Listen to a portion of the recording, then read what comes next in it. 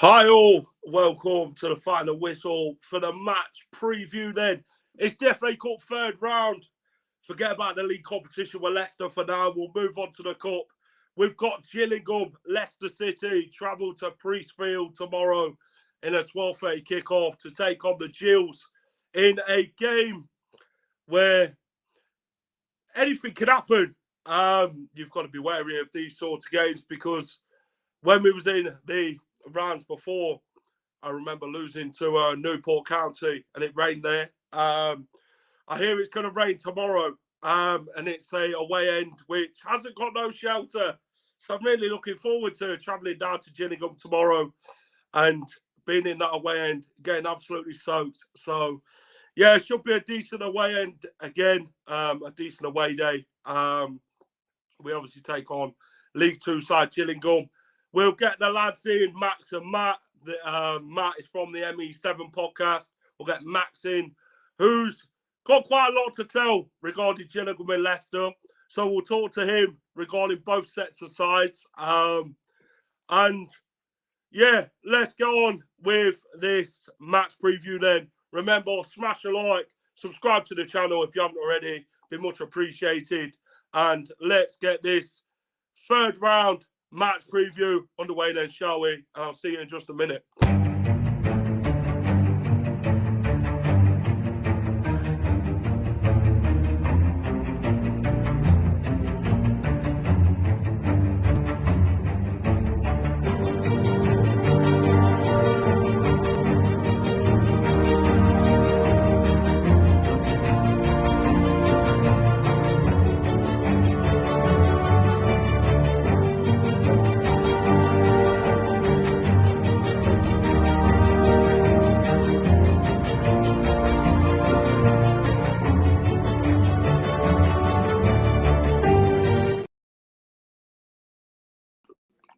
Hi all, welcome to the final whistle for the match preview then.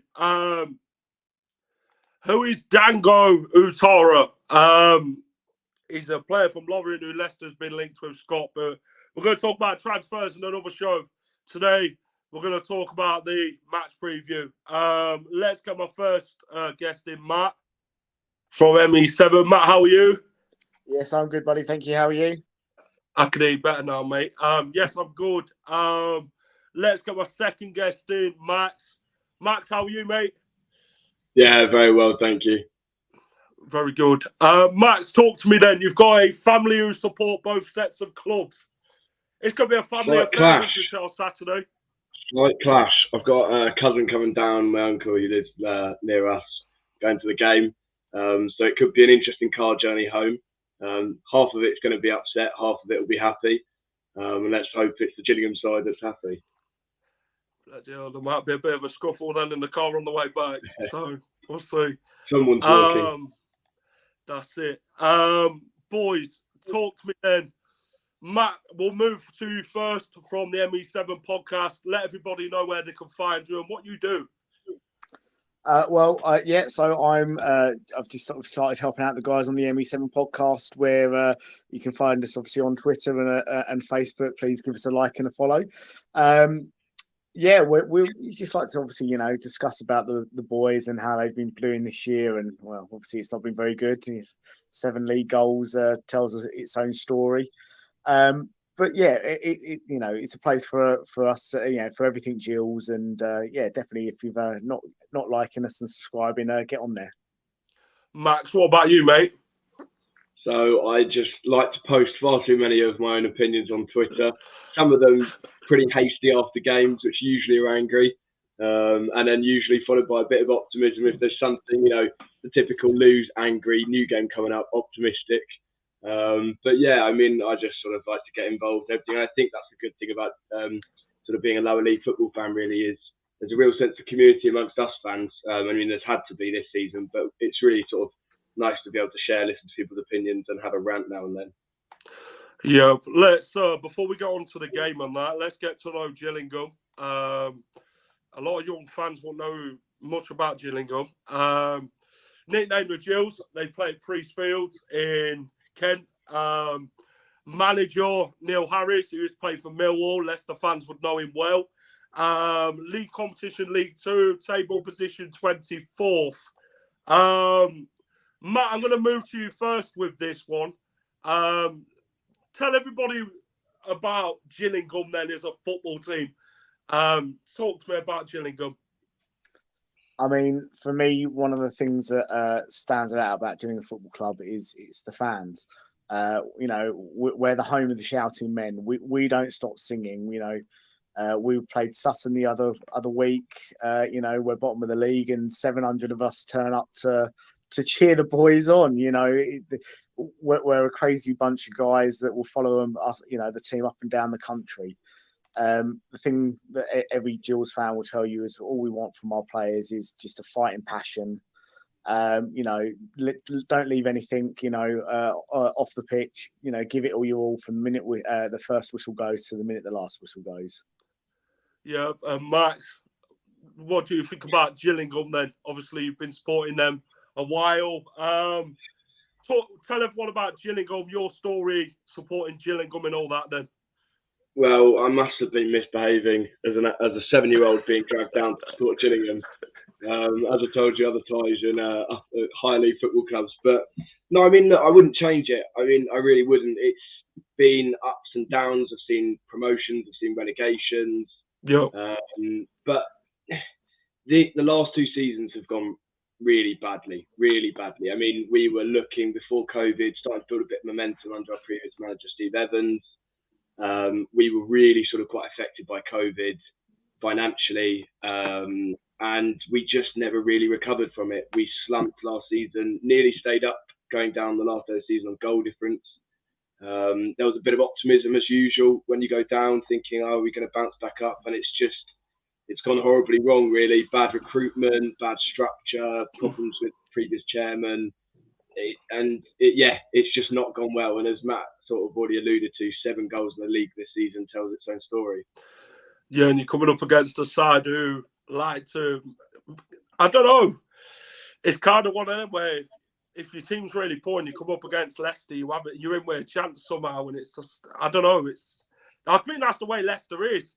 I don't know if it's one of them sort of things. It's like a hurdle we don't seem to get over. Talk about the new takeover then, Brad Gills, the American investor. How will he now transform your football club? Obviously, the owner before, was he the one taking money out of the club and not buying players? Is that right in what I'm saying? I mean, look, Paul Scally took over the club in 1995. Yeah. He bought the club for £1. He was never, you know, the richest person in the world, and he did run the football club, you know, as a business that, you know, didn't want to get them in debt. You know, we weren't in debt. There were some very hard calls made over COVID. You know, he got rid of the women's football team, which was a big shock to, I think, a lot of fans. But what he was trying to do is keep the club afloat. Brad Gallison has come in. He's a Florida property tycoon. He's come over. He did a message the day he bought us and said that, you know, we were going to have an aggressive transfer market. So it shows me that he's coming in to put money into the club where, you know, before Paul Scally, he just didn't have anything to be able to put into the club. It looks like he's coming in to spend money, and, you know, he made that clear pretty much a couple of days after buying us. We got Tom Nichols from Crawley Town, which was quite a good buy. Many Crawley Town players, fans, really upset that their player had gone. You know, he's saying the right things at the moment, but obviously, you know, only time will tell. Yeah, it's early days, and all owners like to sit there and say, "Oh, we'll have all this ambition and that." And when it comes to the long-term vision, like years into it, it kind of like up and down sort of situation, isn't it? Max, do you think you will now be more ambitious with this owner? Obviously, now you're like bottom of the table at the minute. Do you think it'll now be the case of January where you buy a lot of players now to transform the squad and then save yourself from relegation this season? I think we'll have to see, really. I mean, I think we've made some good steps already, as Matt said, signing an attacking player in Tom Nichols, and only yesterday We've brought in a new director of football and head of recruitment, being Kenny Jackett, and bringing back our club legend, Andy Hessenthaler.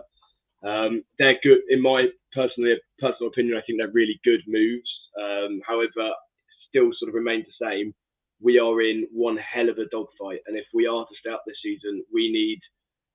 They're brilliant structurally, but we really need some sort of firemen up top. We need probably a good sort of defensive midfielder, I think, and at least some more depth as well, because the quality's just not been there. And I think there will be more ambition. I think it would be hard there not to be. I think we would have been in real trouble had there not been this takeover. But it really depends at the end of this month. I think by the end of this month, we'll have a certain idea whether we're really going to be able to have a go at it or whether we're just going to have to try and scrape it. Here's a question from Terry. I don't know which one of you want to pick up on it. Are they men of Kent or Kentish men? Don't know what I mean. I'm definitely a man of Kent. Me too. There we go, Terry. Question answered. Thoughts on the season so far then? Bottom of the league. Not many wins. I believe it's 3 wins, 18 defeats. Is it 13 defeats, is it? Might even be 2 wins. It might even be. You played 23 games, haven't you? There's so little of them. 23 games. I mean, generally speaking, I think if you look at most teams that have played us, our defensive record isn't actually terrible. It's not the worst. The problem is if you score 1 goal against us, you're at least going to get a minimum of a point, if not go on to win the game, because we just can't seem to score. If you're talking, if you look back at the Sutton game the other night, I was there. We were definitely not playing like a team that were rock bottom of the Football League. We were playing with, passion, and we were getting forward, but it's just weird. Finding the back of the net seems to elude most of our players so far this season, and it all goes to say that our top goal scorer is our centre back. Yes, 2 wins, 8 draws, 13 defeats for you lot. Max, it's been a very frustrating season for you lot, hasn't it, in League 2? You don't want to be where you are, obviously. You've not really had a striker, have you, to score your goals? And I think Neil Harris alerted to that quite a bit at the end of last season, didn't he? Yeah, I mean, Neil Harris made comments when might even be when he first came in, or certainly at the end of last season, where he said his strikers will score goals. And I believed in it. I mean, being a striker himself, it was, in the way he said it, the passion in it, you thought, well, this is what I expect. And he's done well with previous strikers at Millwall, certainly. It's not been good. I mean, I think partly recruitment's not been good. I mean, Mandron, our sort of our number 9, he had a good couple seasons over at Crewe. Wasn't that good in his spell before with us, particularly. Has come to us and just, I think it's partly he's not been great, partly as well we've not given him the service. I think we've maybe had more promising signs of a more natural goal scorer in Lewis Walker, who's been out since our previous FA Cup tie with a bit of a horror red card tackle on him. But then this season, as much as it's been horrific, this is our 3rd Premier League game in a season. I wouldn't know when the last time we've ever had that. And that's certainly been interesting. Yeah. Before I move on to the game, talk to me about your thoughts on the draw then.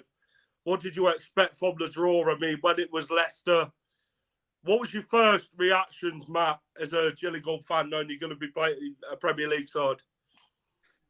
My first thought is, I'm hoping players like, your Jamie Vardys, your Madisons, I'm hoping they're going to play, and I'm actually going to get a chance to see them, in the flesh playing against my beloved Gills team. Obviously, most fans will always say they want the big boys, the Man Uniteds, the Man Cities, but I'll be honest, I always want a lower sort of what I call a lower league Premier League team, because I always feel you've got more chance of potentially getting through to the next round. Yeah, what about you, Max? Thoughts on the draw then, drawing Leicester City? I was pessimistic until, and not to touch on sensitive topics, but slightly more optimistic since I've seen the great goal-scoring form of Faith. I mean, I think he might give us a slight chance, because if we can't score, Hopefully he can stick a couple in like he did previously for us. Yeah, I think Gillingham fans have turned into scouts now and they're watching Leicester about their weaknesses and that. I think Neil Harris is going to be writing up his list this week of where they can hit Leicester and who to aim for. Talk to me about the game then. Gillingham versus Leicester City, third round game between the two sides. Foot in both camps. If any of you know any of these, talk to me about their time at Gillingham. We'll start with Junior Lewis. Matt, do you remember Junior Lewis? I do remember Junior Lewis. Yes, yeah. Back in the day, I remember waiting outside the players' tunnel to try and get his autograph one Saturday morning. Yeah, I mean, what a player he was for us. I mean, I think he was only here for it was a couple of seasons he was with us, but he was just such a talent to watch. You know, he's somebody who had real love for the game. Yeah. What about you, Max? Junior Lewis? No, my best memories would probably be of Mr. Konchesky, who probably didn't bring his best form of his career to Priestfields. I mean, it's great to sign that sort of calibre of player, but I think he must have got. I think after us, he went down about another 5 divisions or something before finishing his career. So he was certainly on the tail end of it. Yep. Matt, Adi Akinbaye. Well, I mean, he's going to go down in Gills folklore for forever. What a player he was. Do you know, I remember it must have been, I think it was Swindon, a game he played against Swindon where he scored a hat trick. And it was almost it was like the perfect hat trick. It was a left foot, right foot. Honestly, what a player he was. And I will forever remember, you know, getting a chance to see him play. Yeah, goes down as one of the worst strikers in Leicester City's history. Adi Akinbaye missed sitter after sitter. And when he did score, he took his shirt off. He showed his muscles. Yeah, I think that was the only time we've seen him score. Steve Claridge. Well, I mean, I was a bit. I'm not that old just yet. No, obviously I do. I know Steve played for us, but yeah, I can't actually recall maybe seeing any games off the top of my head. Yep. Let's have a look at the head-to-head stats in all competition. Let's have a look.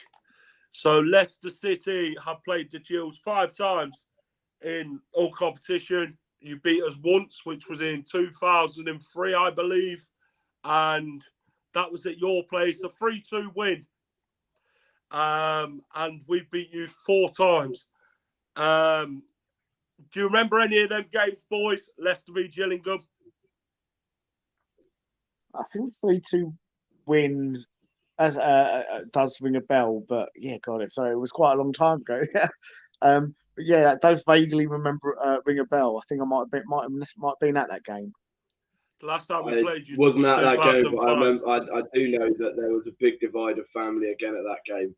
That was ironically one brother chose Leicester, the other brother chose Gillingham in that family. So that was that. I'm sure that was pretty good bragging rights when Gillingham walked away with that one.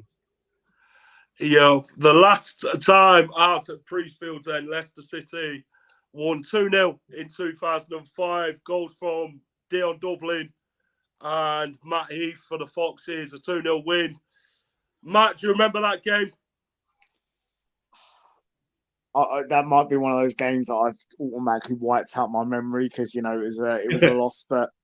I do vaguely remember managing to get a photo with Dion Dublin at that game, but yeah, the actual game itself, yeah, probably completely gone from my memory.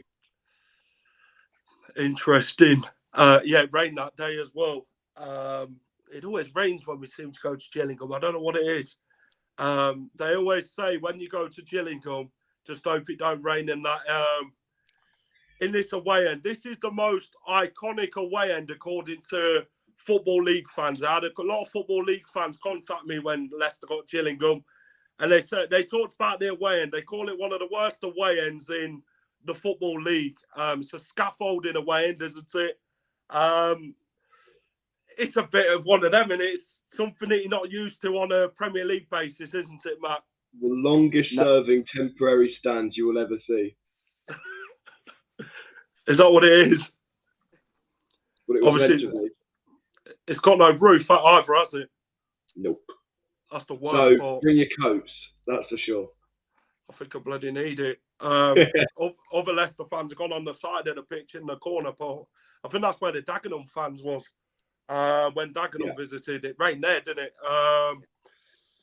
But lads, talk to me about the game itself. Gillingham, Leicester. Then, what are you expecting?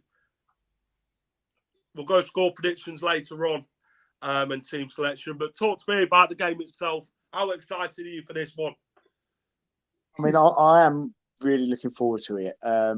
After playing Brentford, and getting a result there, playing against Wolves and keeping them out for 73 minutes or whatever it was, and if Neil sets up his team correctly, I've got a feeling we could really cause Leicester some problems. Max, what about you then? A bit of divide in the family. I think personally, I'm really looking forward, firstly, to seeing the stadium full. We've had very low attendances this season, as come with the form, which firstly will be good as well. Our owner coming onto the pitch for the first time, that would be good. As far as playing, what to expect, I think we will probably start with a 5-back, as we did at Wolves, with our defensive midfielder. And you're not going to like to hear this, but we'll probably drop to make it a 6 when defending. Where I feel at Brentford, what we did well, I think, was when it got later and we start pushing for it. I think it served us well almost that they scored early, because we kind of went there with no fear after that. We were like, well, we've got to get a goal. And they kind of took their feet off it a little bit. They chilled out. I think where I get slightly concerned is when you play so defensive and relying on a counter-attack, do we have that pace and that clinical nature which we need to be able to take those small chances we get? If we can, I agree with Matt. I think we can cause an upset, and I don't think there'll be many goals in it.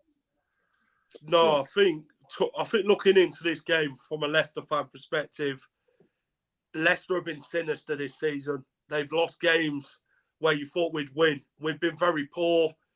First 8 games of the season, getting battered 6-2 at Tottenham, 5-2 at Brighton, and now we've come back after the World Cup, lost to Newcastle 3-0 and lost to Fulham 1-0 at home. A poor display in that first half, and the 2 Liverpool goals again. We're unlucky at Anfield. Potentially we should have got some out of the game, but Leicester can be there for the taking. Do you know what I'm saying? We're not doing enough this season for me, and I think Gillingham can hurt us like Newport did all them years ago, and it's a tough game for Leicester. Have you got any questions for me regarding Leicester, boys?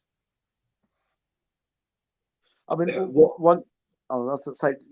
one thing I would say, obviously, especially for Gillingham tomorrow, is we can go out there with absolutely no pressure on our heads, because we are the underdogs. We, in theory, on paper, we should be losing this game 3-4-0. The problem, obviously, Leicester are going to have turning up is they're coming up to a very small, tight, cramped ground. Conditions, they're not Premier League changing rooms. They're going to start feeling the pressure when they shouldn't. And you've got a very talented manager in Brendan Rodgers there who could and should be able to pick your players up for this. But if he can't do his job tomorrow, I think it's going to be quite a difficult game for Leicester. Yeah, I think it'll be a difficult game. The pitch is going to take the game to us as well, isn't it? It's going to leave us with heavy legs. We'll have to do a lot of work tomorrow. Gillingham, they're not going to sit back off us, really. They're going to want to get stuck in from minute 1. And I think if they get stuck in Gillingham tomorrow and they do get the early goal, then Leicester are going to be right under the cosh. We had a poor first half to Newcastle, poor first half to Fulham as well. And if we do something like that against Gillingham, then it's going to be a long afternoon. Max, have you got any questions for me regarding Leicester then? Well, I was lucky enough to attend a couple of Leicester games last year where I was up at uni. Tielemans, best player I've seen live. So he's one player I know I'm certainly looking forward to seeing again, also dreading to see again. As far as injuries, though, I know Leicester have been pretty hit, especially recently. I mean, it was only Samara recently. How are you expecting them to line up with sort of considering the playing Gillingham, the opponent you've got, and also your sort of injury? I think we've got 9 injuries. 9 injuries. Leicester's Injuries FC, you know, we spend more time in the Leicester Royal Infirmary than we do at the King Power on the football pitch. That's been Leicester's Sounds like my over the uni last 3 experience. seasons. Well, it's one of them. I mean, I think we'll go Daniel Iverson in goal. He's played in the Football League a few times for Oldham and Preston and teams like that. So he's got the Football League experience, knowledge of playing a side like Gillingham. He'll start. I think Luke Thomas is going to start, but with Luke Thomas, he's young, and Gillingham will want to hit him down that left-hand side because he can be very weak and lose track of where he needs to be. Potentially Vestergaard starts. I don't want him to start because I just feel Vestergaard's slow and I feel he's going to get overrun. We don't have any pace. Well, you got a big bloke at the back, haven't you? What's his name? That big lanky fella. Baggett. Is it Baggett? Is it him? That'd be a good one in the box. A good battle between Vestergaard and Baggett. If he's fit. We had him hopping off in the warm-up in the last game, so hopefully he's fit. Jesus. Potentially we'll play Sionchu.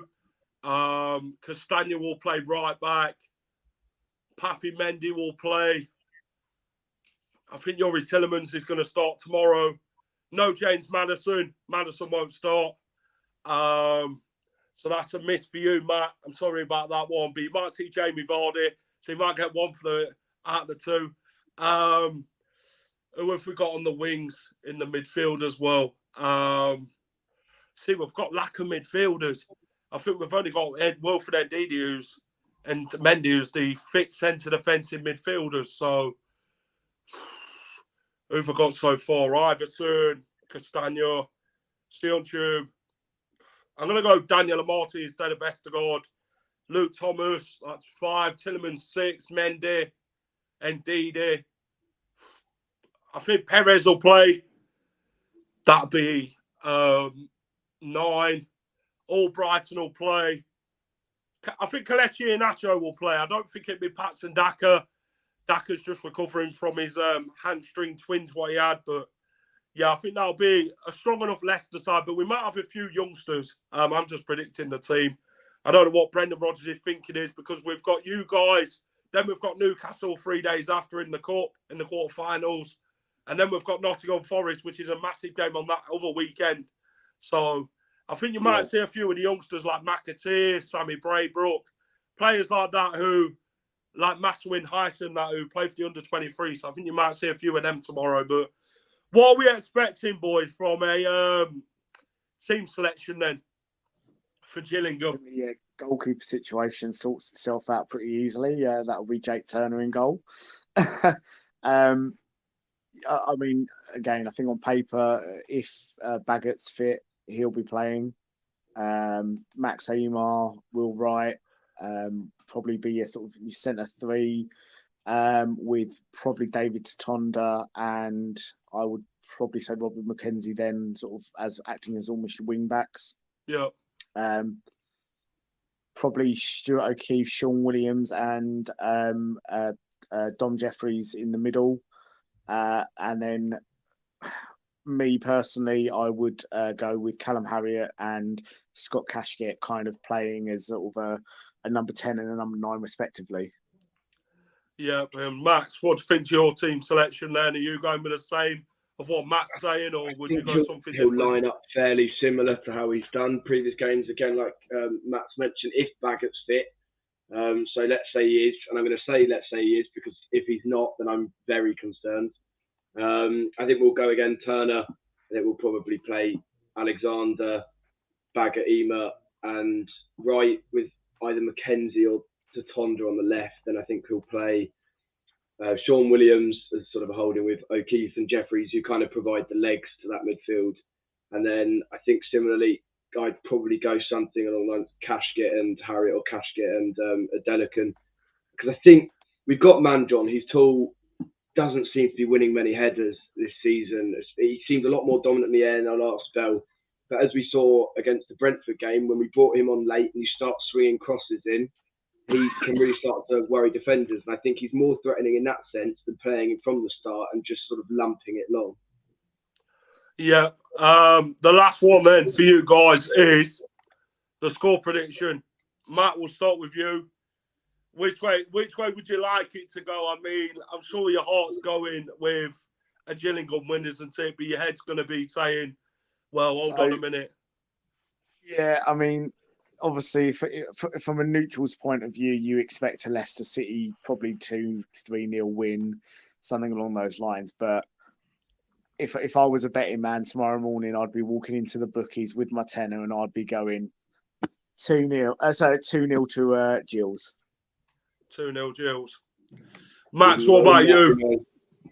I think heart saying I'd want us to win. I think if I'm being optimistic, I think we could take it to 1-1 to the 90 minutes. Yeah.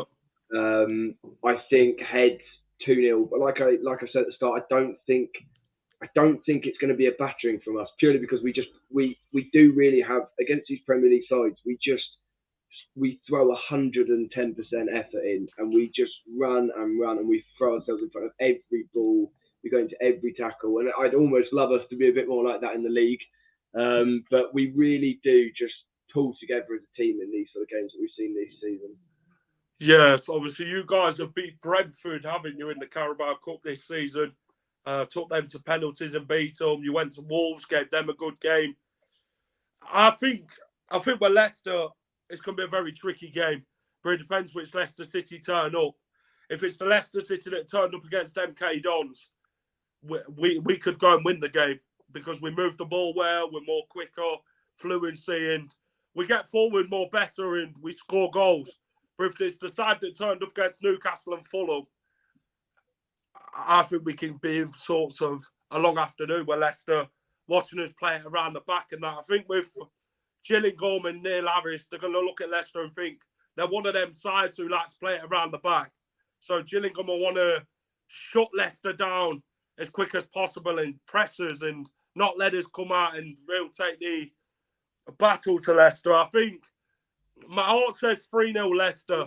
But my head's like, this could be a banana skin this where if we don't take it as seriously as we should and we don't turn up the way we should win the game, then we could be in for a surprise. Because I'm one who don't overlook these small teams because it's the magic of the FA Cup, isn't it, lads? Anything can happen and anyone can beat anybody. Don't worry, lads. You'll beat us. If Gillingham win, Leicester win, Rodgers one game nearer to the exit. If Gillingham beat Leicester, yeah, that could put Rodgers under some right pressure if Gillingham knock us out tomorrow.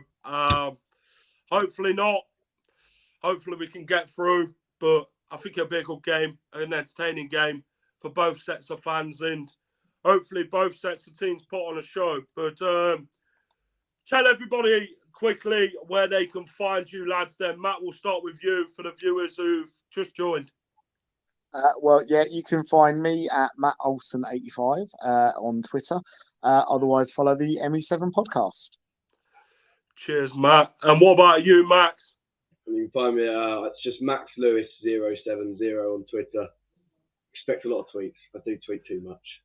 Yeah, go and give Max some shit if Leicester beat Gillingham. I'm sure his brothers will be doing that, so you know where to find him now. Go and hunt him down after the game now. Guys, if you've enjoyed the stream tonight, the match preview, please go and smash a like on the video for me. Subscribe to the channel. Go and check out Max below. Go and check out Matt. Great bunch of lads. So go and check out the ME7 podcast. Go and give them a listen. And yeah, go and check Max's Twitter out as well. Max, thank you for coming on, mate. Appreciate it. Cheers, buddy. Thank you very much for having us. Cheers. Too wet. Oh, what was that? Enjoy the game tomorrow and don't get too wet. No, I won't. I'll take my umbrella just in case the rainy and a coat. But no, good luck to Gillingham after tomorrow's game. Take care, buddy. Cheers, buddy. Cheers, Thank mate. you. Matt, thank you for coming on, mate. Really appreciate it. And like I say, good luck to Gillingham after tomorrow. And good luck for the podcast as well. Cheers. Thank you very much. Cheers. Cheers, Matt. Great bunch of lads, them too. And that is it from me. Like I say, if you've enjoyed the stream, smash a like on the stream for me. Subscribe to the Final Whistle if you haven't already. Be really much appreciated. And that is it. Leicester, don't go let me down tomorrow against Gillingham. Don't make it a very long game in the pouring rain. Go and give us something to cheer about and actually entertain us. So if anyone's at the game tomorrow, come and say hello. Come and give me match predictions and all that ahead of the game. And yeah, have a great rest of the evening, everyone. This is Jack from the Final Whistle saying goodbye. And come on, the Foxes.